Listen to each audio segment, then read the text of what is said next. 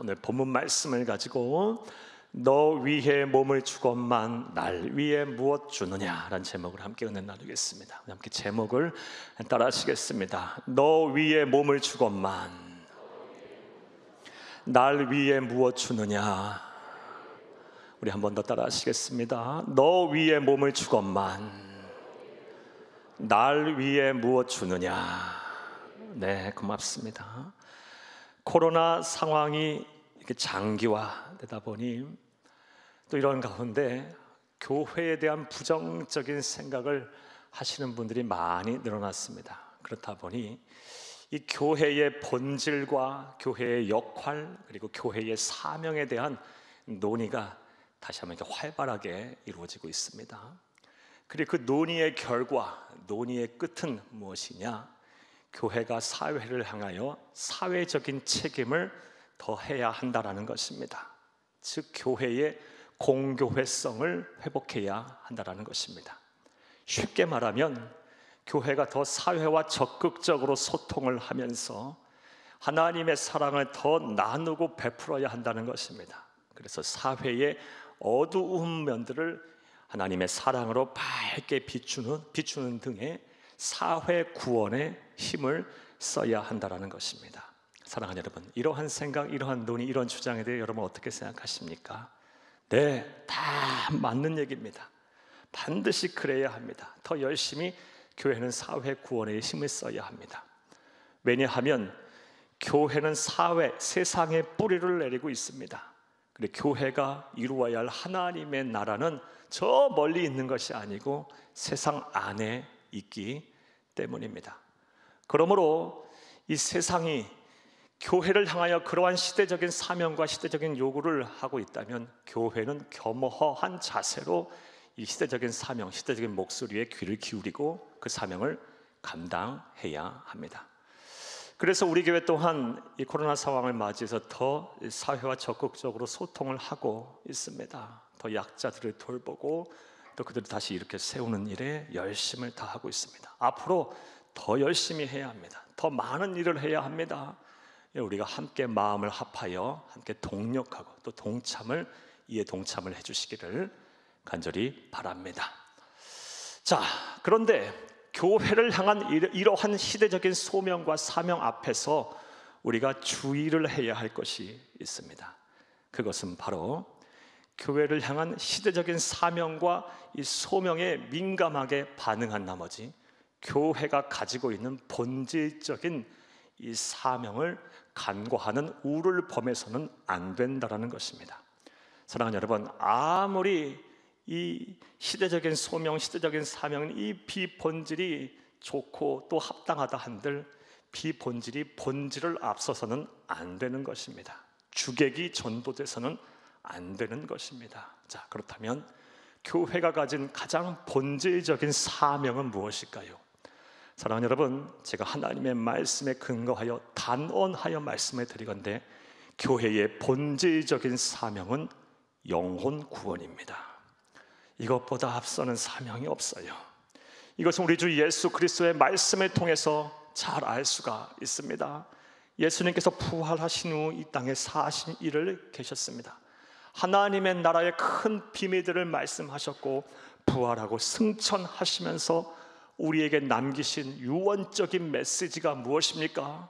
마태복음 28장 19절에 20절 말씀에 너희는 가서 모든 민족으로 제자를 삼아 아버지와 아들과 성령의 이름으로 세례를 주고 내게 분부한 모든 것을 가르쳐 지키게 하라. 볼지어다 내가 세상 끝날까지 너희와 항상 함께 있으리라. 가서 제자 삼으라. 세례를 베푸고 구원을 받게 하라. 영혼을 구원하라 라는 것이 우리 예수님의 피 맺힌 소원이자 유언입니다. 그리고 이런 메시지가 있고 얼마 지나지 않아서 보혜사 성령 하나님께서 이 세상에 오셔서 인류의 역사에 교회를 태동시키셨습니다. 교회는 영혼 구원을 위해서 세워진 하나님께서 세운 공동체입니다. 그러하기에 이 본질적 사명을 항상 교회는 염두에 두고 있어야 하고 이 본질적 사명이 흐트러지지 않도록 이 본질적 사명을 잃지 않도록 교회는 최선을 다해야 하는 것입니다. 그런데 교회를 향해서 영혼을 구원하라라는 이 본질적 사명을 명령하신 하나님께서는 어떻게 교회가 영혼을 구원하는지 그 방법까지 말씀을 해 주셨습니다. 그렇다면 교회가 영혼을 구원하는 그 방법은 무엇일까요? 고린도전서 1장 21절을 함께 읽겠습니다. 하나님의 지혜에 있어서는 이 세상이 자기 지혜로 하나님을 알지 못하므로 하나님께서 전도에 미련한 것으로 믿는 자들을 구원하시기를 기뻐하셨도다. 아멘. 하나님께서 교회를 향하여 영혼을 구원하라고 말씀하시고 명령하신 후에 그 방법을 제시하셨는데 그 방법이 바로 전도라는 것입니다. 그리고 세상 사람들이 이 전도를 아주 미련하게 생각할 것이라는 것 또한 우리 하나님께서 아셨어요. 실제로 그렇습니다. 이 세상 사람들, 하나님을 알지 못하는 사람들은 전도하고 예수를 믿고 예수를 전하는 것을 얼마나 미련한 일로 합니까? 요즘 세상이 어떤 세상인데 전도를 하냐 그러고, 종교는 다 자유가 있는 것인데 무슨 믿으라고 강요를 하냐면요, 막 이렇게 미련한 짓 한다라고, 미쳤다고, 어리석은 일을 행한다고 말들을 하고 또 하고 할 것이고 또 하고 있습니다.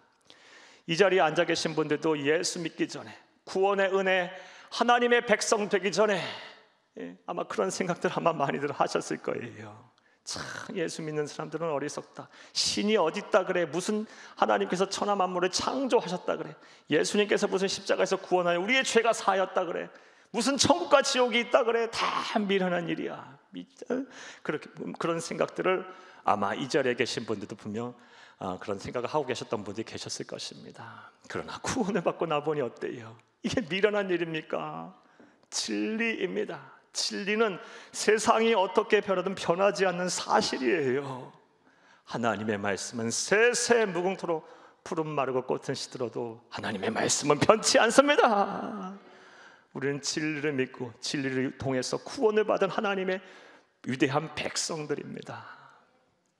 그러하기에 사랑하는 여러분, 우리 세상 사람들이 이 전도를 하는 것에 미련하다고 생각할 한들 우리는 영혼 구원에 최선을 다해야 합니다.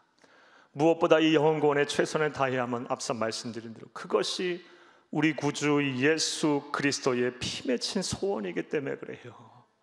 사랑하는 여러분, 아무리 불효자라고 해도 부모가 마지막 숨을 거두며 남긴 유언은 그 마음에 두는 법이에요. 그리고 그것을 지키기 위해서 노력하는 법이에요.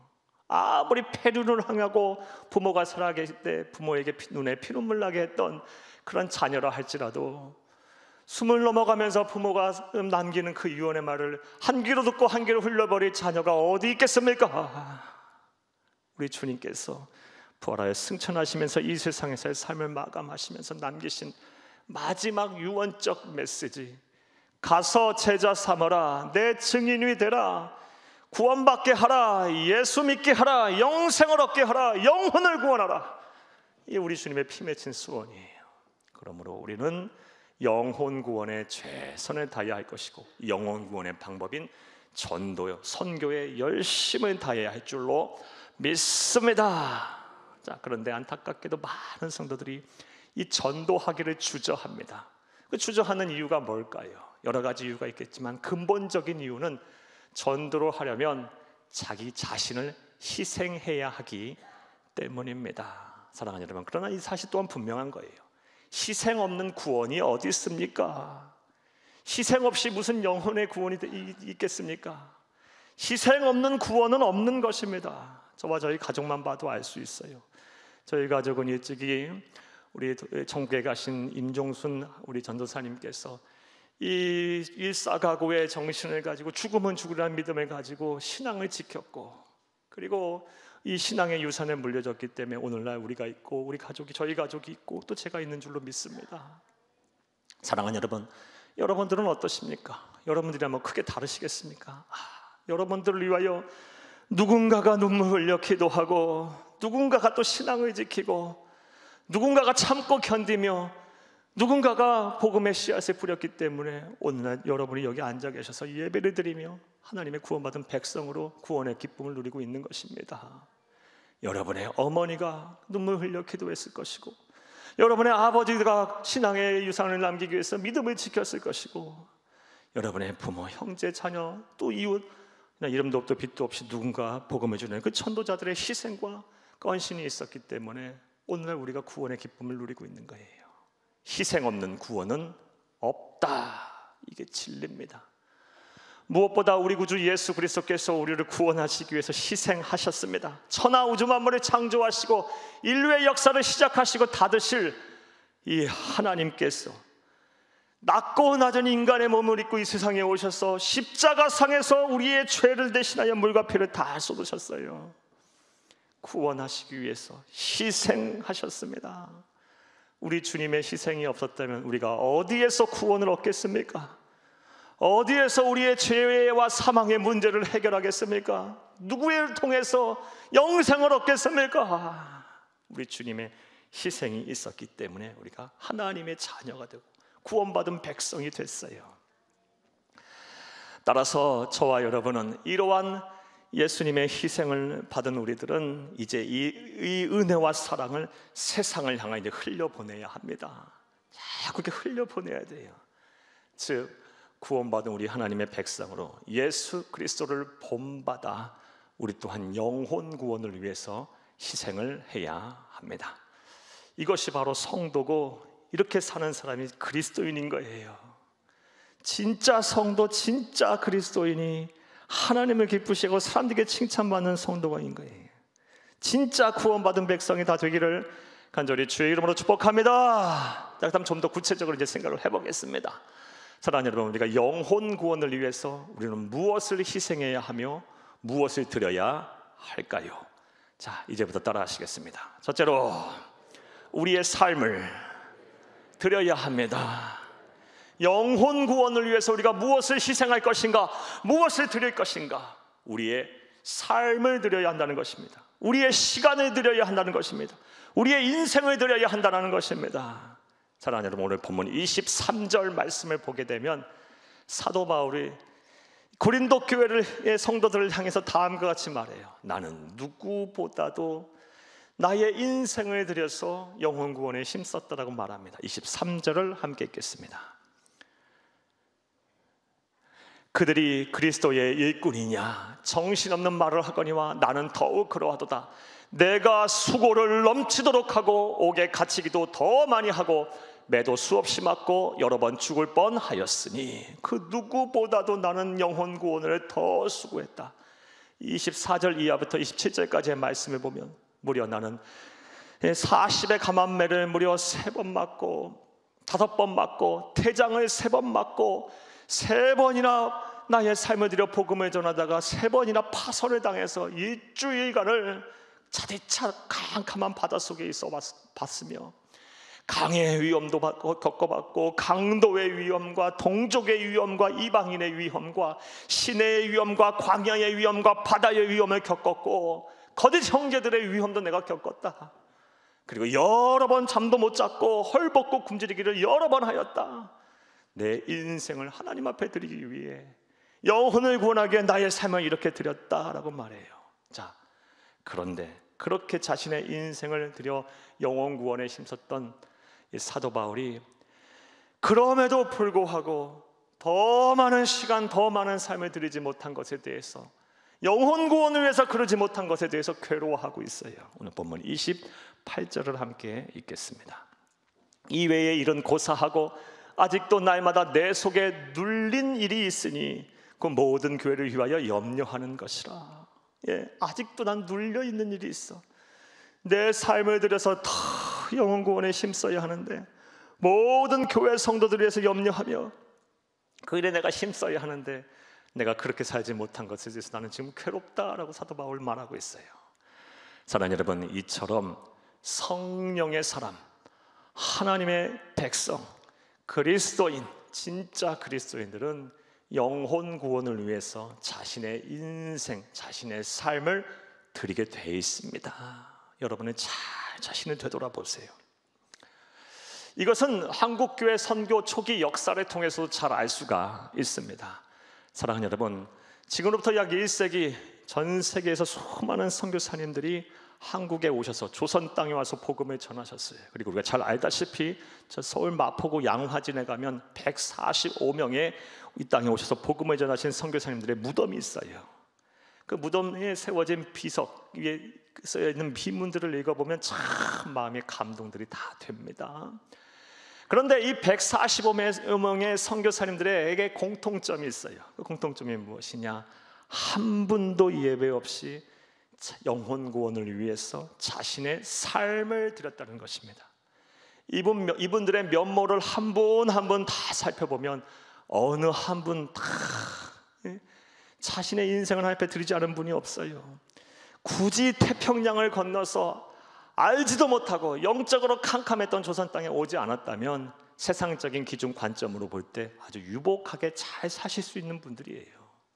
한 분 한 분 전부 공부도 많이 하신 분들이고 전부 다 그래도 생활이 괜찮으셨던 분들이에요. 그러나 그것들을 다 내려놓고 아무 우리하고 이해관계도 없는 우리를 향해서 바다를 건너 오셨어요. 그리고 복음을 전하다가 이 땅에 묻히셨어요.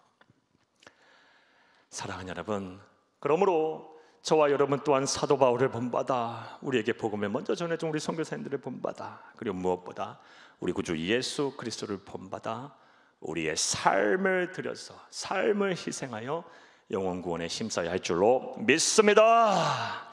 자, 그런데 이렇게 얘기하면 우리 성도님들이 마음에 부담을 갖습니다. 그리고 칠의 겁을 잡수세요. 그 이유가 뭘까요? 우리는 솔직히 말씀드려서 사도 바울처럼 못 살아요. 우리가 복음을 전했던 이 선교사님들처럼 어찌 내 모든 것을 포기하고 내 가정도 버리고 직장도 버리고 사업장도 버리고 내가 가진 모든 소유물도 버리면서 어떻게 이렇게 전적으로 복음에 헌신할 수 있겠어요? 솔직히 그렇게 못 삽니다. 특별한 하나님의 은혜와 섭리, 사명을 가지신 분들은 그렇게 살아야 해요.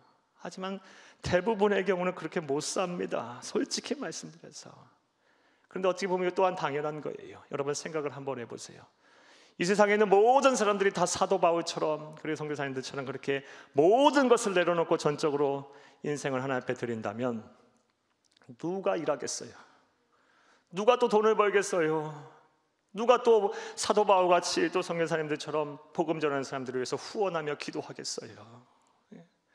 그러므로 특별한 은혜와 섭리 부르심을 받은 사람 말고는 우리는 우리의 삶의 자리에서 어떻게 우리가 우리의 삶을 들여서 영혼을 구원할 것인가를 곰곰이 생각하고 이것에 대한 깊은 이런 계획이 있어야 할 줄로 믿습니다. 자, 그렇다면 우리의 삶의 자리에서 우리가 어떻게 우리의 삶을 들여 영혼 구원을 위해서 힘을 쓸 수가 있을까요? 무엇을 하면 될까요? 여러분 각자 여러분 이제 계획을 세워야 할 텐데, 그리고 여러분의 삶을 하나님 앞에 드려야 할 텐데, 여러분에게 도움을 드리고자 다음과 같은 말씀을 여러분에 한번 드려볼게요. 얼마 전에 신방을 갔는데 한 연세가 드신 권사님께서 저에게 말씀하시는 거예요. 목사님, 저 좀 칭찬해 주세요 하면서 이렇게 머리를 이렇게 자꾸 내미시는 거예요. 연세가 많으신 권사님이에요.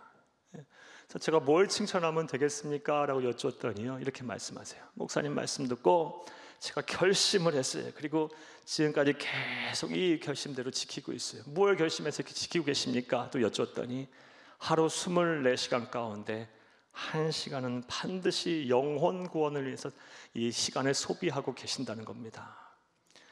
점심을 드시고 또 저녁을 드시고 시간이 되면, 몸이 허락하면 밖에 나가서 전도지를 돌리고 아파트마다 돌아다니면서 주보를 꼽고 또 만나는 사람마다 예수 믿으면 참 좋다고 예수를 소개하고 전도를 하신다는 거예요. 그리고 그럴 만한 몸이 안 되면 그 시간 1시간은 반드시 영혼 구원을 위해서 기도하신다는 거예요. 그것마저도 안 되면 하루 1시간 일한 셈 치고 그 일한 일당을, 그 시간 수당을 전도하는 이 전도자들을 위해서 헌금으로 드린다는 거예요. 그러면서 저 잘했죠 하면서 칭찬하셨어요. 칭찬 좀 해달라고 말씀하셨어요. 제가 감히 어르신 머리를 쓰다듬어 드렸어요. 사랑하는 여러분, 하나님이 얼마나 이런 헌신을 하시는 분들에게 기뻐하실까요? 하루 24시간 중에 1시간 하나님 앞에 자신의 삶을 드리고 시간을 들여서 영혼 구원하는 거 그렇게 어려운 일은 아니에요. 어찌 보면 하찮은 일이에요. 아무 생각 없이 스마트폰 1시간 들여다보는 거 아무 일도 아니에요. 훅딱 지나가 버려요. TV 한두 시간 보는 거 아무 일도 아니에요. 그런데 여러분, 그 1시간만 하나님 앞에 드려도 누군가는 구원을 받고 누군가는 영생을 얻게 될 거예요. 놀라운 인생의 변화가 일어나게 될 것입니다. 할렐루야. 사랑하는 여러분, 실제로 한국 교회 초기 부흥 역사를 보게 되면 우리 믿음의 선배들은 가진 것이 없는데 하나님 앞에 가진 것을 무엇인가를 드리고 싶을 때 무엇을 드렸냐? 드릴 것이 없으니까 날연보라는 걸 드렸어요. 그게 무엇이냐? 시간의 헌금을 드렸어요. 하나님, 지금 나는 가진 것이 없어요. 하지만 내가 있는 것이 뭐니? 시간이 있어요. 날이 있어요. 하루하루의 삶이 있네요. 이 시간을 헌금으로 드립니다며 날연보라는 헌금을 드렸어요. 사랑하는 여러분, 이러한 믿음의 선배들의 헌신이 있었기에, 희생이 있었기에 오늘날 한국교회가 있고 저와 여러분이 있는 것임을 믿으시기를 간절히 주의 이름으로 축복합니다. 희생 없이 구원 없다.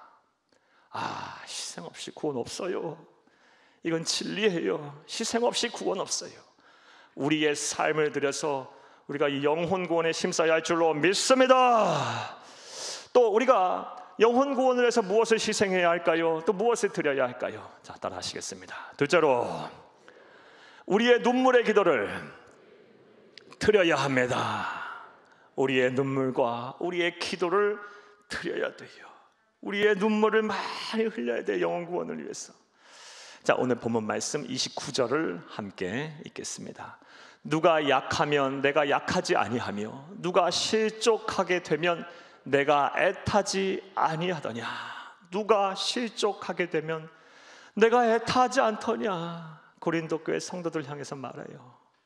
사도 바울이 어떠한 이유가 됐든지 마음의 상처를 받아서 예수를 믿다가 예수를 떠난 사람들, 그 사람들을 생각하면 내가 애타하지 않더냐. 눈물 흘며 기도하지 않았더냐. 오늘날로 말하면 믿다가 낙심하여 교회를 오지 아니하시는 분들, 장결자들, 그리고 일명 가나안 성도들, 특별히 이 코로나 상황이 장기화되면서 수많은 가나안 성도들이 생겼을 거예요. 생겼어요 이미.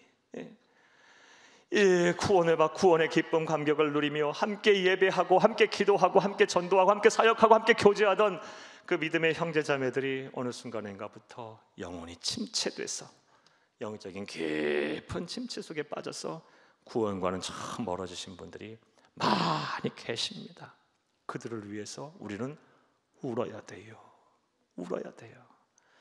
제가 설교를 준비하면서 다음 같은 통계를 보고 참 막 속상해서 며칠을 울었어요. 뭐냐? 지난 10년 사이 많은 학생들, 청년들이 예수를 떠났는데 10명 중에 무려 7명이 떠났답니다. 지난 10년 사이에. 그게 바로 우리 아들이고 우리의 딸들이에요. 여러분의 자녀들은 안전합니까? 초중고등학교 때는 어찌된 영물 어떠어쩌해서 부모의 강요로 인해서 예수를 믿기는 믿겠지만 상급 학교로 진학을 하면서 나이가 들면서 예수를 떠난 우리의 자녀들이 10명 중에 7명이랍니다. 3명밖에 안 남았다는 거예요. 지금 이게 우리의 현실이에요. 사랑하는 여러분, 이런 통계를 보고 어찌 가만히 있을 수 있겠어요? 막 억장이 무너지고 막 속상해서 며칠을 잠을 제대로 못 잘 정도로 마음이 아팠어요. 여러분의 자녀들, 여러분의 아들, 딸들은 어떠세요? 내 부모, 형제들은 어떠세요? 여러분의 이웃과 친척들은 어떠세요? 여러분의 구역 식구들은 어떠합니까?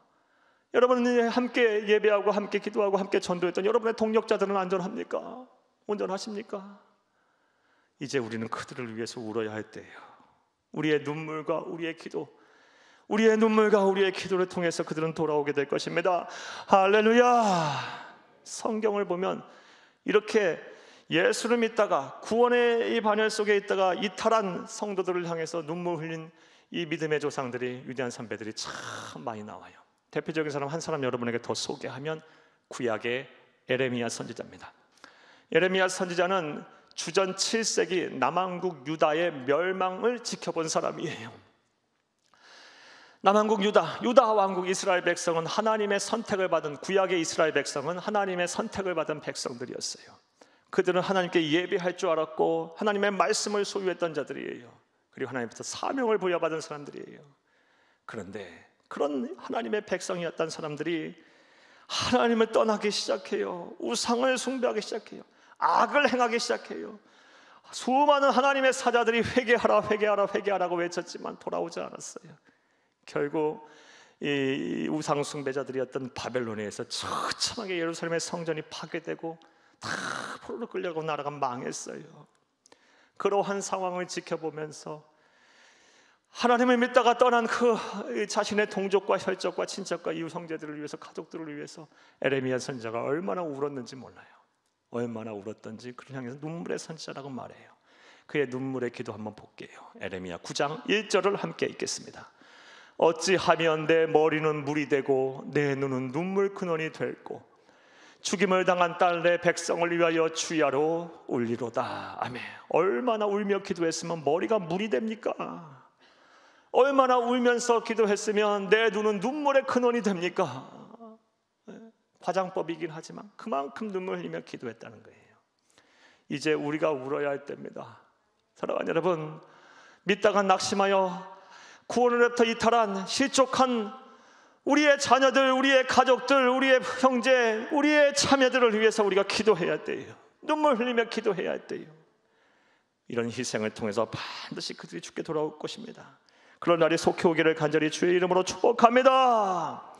요한계시록 5장 8절 말씀에 보면 하나님께서 주의 이름으로 기도하는 성도들의 기도를 얼마나 귀하게 여기시는지 이 금대접에 담아 이렇게 봉헌한다고 성경은 기록을 하고 있어요. 그것이 성도의 기도가 하나님이 흠향하시는, 맡으시는 아름다운 향기라고 기록이 되어 있어요. 우리의 기도를 하나님은 얼마나 귀하게 여기시는지 몰라요. 여러분, 눈물 흘리며 기도하세요. 그리고 기도하고 나서 낙심하지 마세요. 기도가 이루어질 때까지 우리는 기도해야 하는 거예요. 하나님께서 흠향하시는 아름다운 향기입니다. 우리가 눈물 흘려 기도할 때 그 기도가 다 금대접에 담아 천사들이 하나님 앞에 올려드릴 거예요. 사랑하는 여러분, 영혼 구원을 위해서 여러분의 눈물과 여러분의 기도를 여러분 하나님 앞에 드리는 여러분들이 다 되기를 간절히 주의 이름으로 축복합니다. 또 우리가 영혼 구원을 위해서 무엇을 희생해야 하며 무엇을 드려야 할까요? 따라하시겠습니다. 셋째로, 우리의 물질을 드려야 합니다. 우리의 물질을 드려야 돼요. 우리의 재물을 드려야 돼요. 우리의 소유를 영혼 구원을 위해서 드려야 합니다. 사랑하는 여러분, 오늘 본문 말씀은 이 사도 바울의 선교 보고서와도 같아요. 고린도 교회 성도들을 향해서 내가 어떻게 복음을 전했고 어떻게 영혼을 구원했으며 어떠한 어려움을 그 과정 속에서 겪었는지에 대해서 고린도 교회 성도들에게 자세하게 설명을 하고 있어요. 우리가 알다시피 사도 바울은 이러한 과정, 이러한 고통, 이러한 희생을 통해서 수많은 사람들을 구원했어요. 그의 이 선교의 사역은 아주 누가 봐도 성공적인 사역이었어요. 많은 영혼을 구원했어요. 자, 그런데 이러한 사도 바울의 선교 사역, 성공적인 사역을 두고서 우리가 놓쳐서는 안 되는, 간과해서는 안 되는 사실이 있습니다. 그것이 무엇이냐? 사랑하는 여러분, 사도 바울의 선교 사역에 있어서 그 혼자 힘으로 한 것이 아니라는 것입니다. 이름도 없도 빛도 없이 사도 바울과 함께한 동력자들이 참 많았어요. 무엇보다 사도 바울을 재정적으로 후원했던, 물질로 후원했던 많은 성도들이 있었습니다. 대표적인 사람 한 사람 여러분에게 소개하면 루디아라는 여성입니다. 루디아. 우리도 루디아라는 기관이 있죠. 이 루디아라는 여성이 그랬어요. 루디아에 대해서 여러분에게 소개를 드리면 사도행전 16장 말씀을 통해 잘 알 수 있습니다. 사도행전 16장 말씀에 보게 되면 사도 바울이 제2차 전도 여행 때입니다. 그리고 2차 전도 여행 때 사도 바울이 계획한 전도지는 오늘날 터키 지방인 소아시아 지역이에요. 이 소아시아 터키 지방에서 이제 복음 전도를 열심히 했는데 이상하게 하나님께서 자꾸 막으시는 거예요. 안 되는 거예요. 계획대로 안 되는 거예요. 그래서 하나님 앞에 기도하였더니 하나님은 다른 뜻이 있으셨어요. 아시아가 아닌 유럽을 복음화하기를 원하셨어요. 그래서 그 말씀에 순종해서 이제 바다를 건너 유럽 대륙으로 나아갑니다. 이게 사도행전 16장 이하에 있는 말씀이에요. 그리고 나서 도착한 곳이 어디냐? 오늘날 마케도니아 지역인 빌립보라는 지역이에요. 거기에서 처음 만난 성도가 바로 루디아입니다.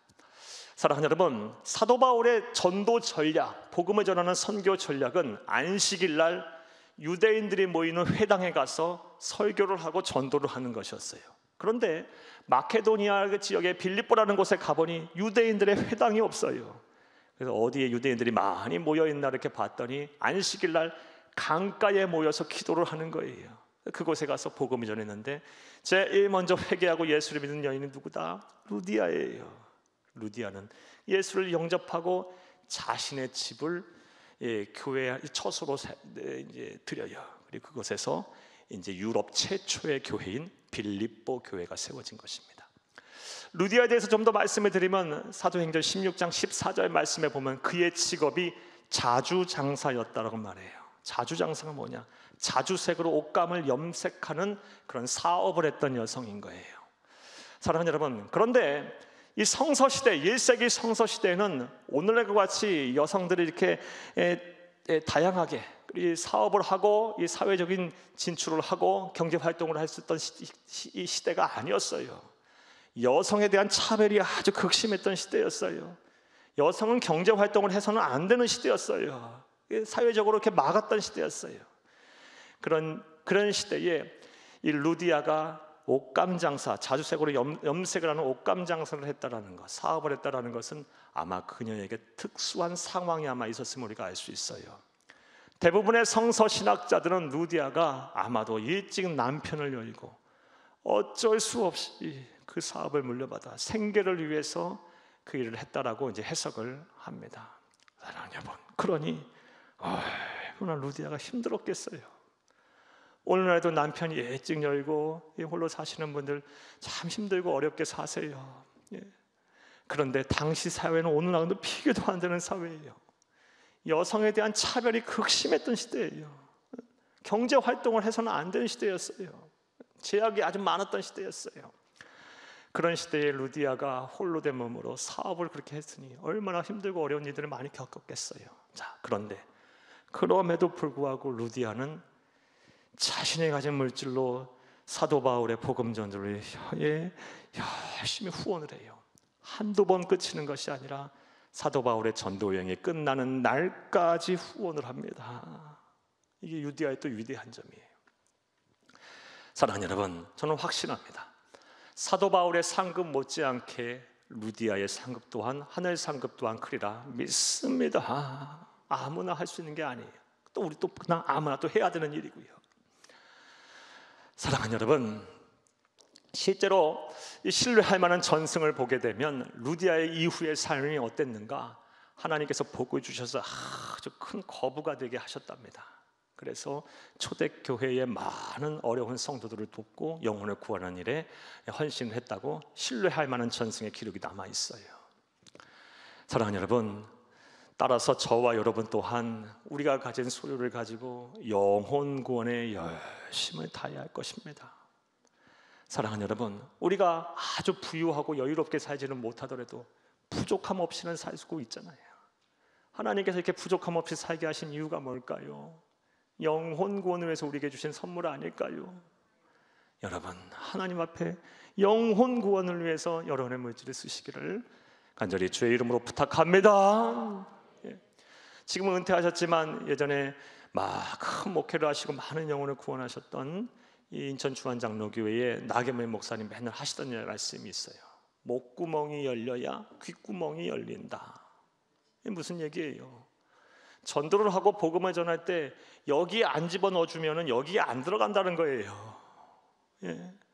사람들이 그렇습니다. 완악해요. 안 들어요. 안 들어. 그러나 여러분, 이 쓰레기 봉투 하나라도 주고요, 휴지 한 장이라도 주고요, 그리고 마스크 한 장이라도 주고 뭐라도 하나도 선물 하나 주면요, 마음이 달라져요. 듣는 자세가 달라져요. 얼굴색이 달라져요. 이게 사람이에요. 누가 마다하겠습니까? 누가 싫어하겠어요? 여러분, 따라서 영혼을 구원하는 데는 물질이 많이 필요해요. 이제 여러분 하루 한 잔 커피 한 잔만 안 드셔도 좋겠어요. 여러분 한 주에 한 번만 외식을 줄이셔도 좋겠어요. 줄이셨으면 좋겠어요. 한 달에 한 번 옷 사고 뭐 여러 가지 사는 거 한 번만 줄이고 그것으로 영혼 구원을 위해서 여러분 물질을 드리시기를 간절히 주의 이름으로 부탁을 드립니다. 지금 영혼 구원하는데 많은 물질이 필요해요. 세대가 변해서 더한 것 같아요. 저 세계 열방을 다니면서 선교 활동을 하시는 선교사님들 지금 많은 물질이 필요해요. 더 필요해졌어요.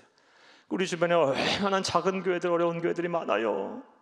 여러분 우리 교회는 그런 교회들을 섬기고 그런 선교사님들을 섬기고 또 많은 영혼을 구원하라고 이 하나님께서 복을 주신 교회예요. 저와 여러분이 이 일을 열심히 다해야 돼요. 우리가 마음과 정성을 다하여 우리의 물질을 통해서 많은 영혼을 구원할 수 있기를 간절히 주의 이름으로 축복합니다. 말씀 맺겠습니다. 사랑하는 여러분, 오늘은 찬송가 하나를 여러분에게 소개하며 말씀을 맺을게요. 찬송가, 여러분에게 소개할 찬송가 311장이에요. 이따 우리 헌금 찬양 때 부를 겁니다. 찬송가 311장은 19세기 영국의 여루 찬송 작가였던 프란시스 리들리 하버갈 여사가 쓴 찬송시예요. 찬송의 제목은 내 너를 위하여입니다. 여러분 1절 가사 한번 읽어드릴게요. 내 너를 위하여 몸 버려 피 흘려 내 죄를 속하여 살 길을 주었다. 너 위에 몸을 주건만 날 무엇 주느냐. 너 위에 몸을 주건만 날 무엇 주냐. 그런데 이 가사도 좋은데요, 원문을 직역해서 보면 더 마음에 감동이 돼요. 원문 직역 가사를 한번 보면서 한번 여러분 다시 한번 읽어드릴게요. 난 네 몸값으로 나의 생명을 주었다. 넌 날 위해 무엇을 주느냐. 난 널 위해 영광의 집을 떠났다. 넌 날 위해 네가 누리는 자리를 떠나보았느냐. 난 지옥에서 널 구하기 위해 온갖 고통을 견뎌냈다. 넌 날 위해 견뎌냈느냐. 난 널 위해 하늘에서 풍성한 선물을 가져다 주었다. 넌 나에게 무슨 선물을 주었느냐. 사랑하는 여러분, 지금 우리 주 예수 그리스도께서 여러분에게 묻고 계세요. 난 너에게 내 몸을 바쳐 생명을 주었어. 나는 너를 구원하기 위해서, 너를 자녀 삼기 위해서 영광의 집을 떠났어. 너를 지옥 가지 않게 하기 위해서 나는 무서웠고 참담한 그런 십자가 형벌을 견뎌냈어. 너를 구원하기 위해서 나는 하늘의 생명을 선물을 너에게 주었어. 이 질문을 지금 여러분에게 하고 계세요. 이 질문 앞에 부끄러운 대답하지 않는 성도가 되기를 바랍니다. 머뭇거리지 않기를 바랍니다. 그런 후에 하나님, 사랑하는 나의 예수님, 이제 나의 삶을 드립니다. 나의 눈물과 나의 기도를 드립니다. 나의 물질을 드립니다 라고 고백하고 영혼 구원에 위해서 열심을 다하는 성도님들 되기 바랍니다. 그러하면 우리 하나님은 얼마나 기뻐하실까요? 하나님 춤추실 거예요. 하나님을 춤추게 하는 성도가 우리 되어야 하지 않겠습니까? 하나님을 춤추게 하는 성도, 생각만 해도 좋네요. 그럼 하늘 행복이 다 우리의 것이 될 거고, 우리 또한 하나님이 주신 은혜와 기쁨 속에 세상이 줄 수 없는 기쁨을 누리며 살게 될 거예요. 진정 행복이 무엇인지 알고 누리고 살게 될 것입니다. 이런 은혜와 실천이 저와 여러분의 복이 되고 저와 여러분의 실천이 되기를 간절히 주의 이름으로 축복합니다. 축복합니다. 축복합니다.